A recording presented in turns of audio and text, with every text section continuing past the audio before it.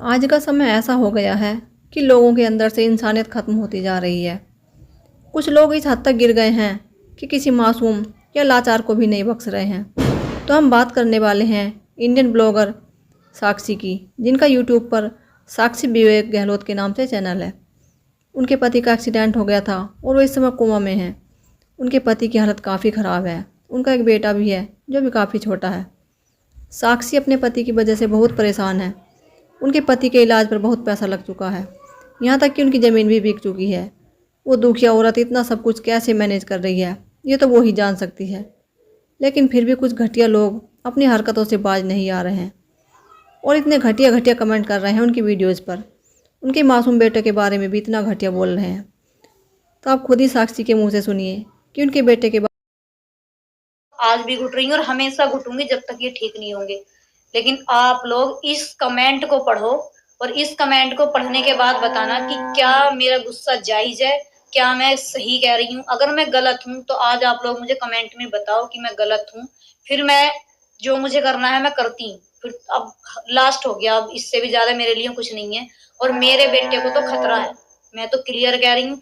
जब लोग जो मुझे ये कमेंट किया हुआ है, आप पहले इस कमेंट को पढ़ना और देखना कितना घटिया, कितना नीच कमेंट मुझे किया हुआ है। ये ना तो किसी आस पड़ोस के गांव का कमेंट है, ना किसी मेरी सोशल मीडिया का कमेंट है, ना मेरी यूट्यूब फैमिली का कमेंट है, ना फेसबुक फैमिली, ना इंस्टाग्राम फैमिली। ये एक ग्रुप बनाया हुआ है मुझे परेशान करने के लिए और मुझे नीचे गिराने के लिए। और अब तो हद हो चुकी है, क्योंकि जब तक मुझे लोग कह रहे थे ये कि शादी कर ले, ये कर ले, वो कर ले, मैं बर्दाश्त करती रही और अपने आगे को बढ़ती रही। मेरे पति को इतनी बुरी तरीके से कहा, मैं तब भी बर्दाश्त करती रही। लेकिन इन लोगों ने ये सोचा कि ये अपने पति की भी सुन रही है, खुद की भी सुन रही है, अब इसके बेटे को मोहरा बनाओ। इन लोगों ने मेरे मासूम, जिसको ये नहीं पता दुनिया में हो क्या रहा है, जिसको अपने बाप का प्यार नहीं मिल पा रहा।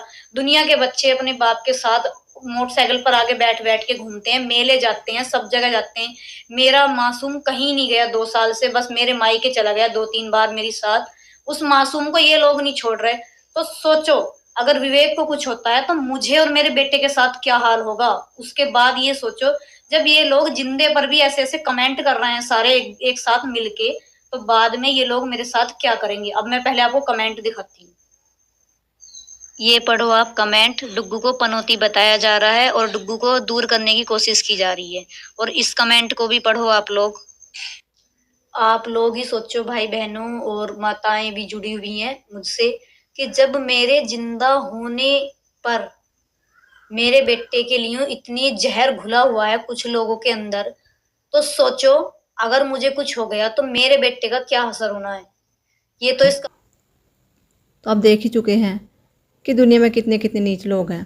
किसी के बारे में ऐसा बोलने का भी हमें कोई हक नहीं है।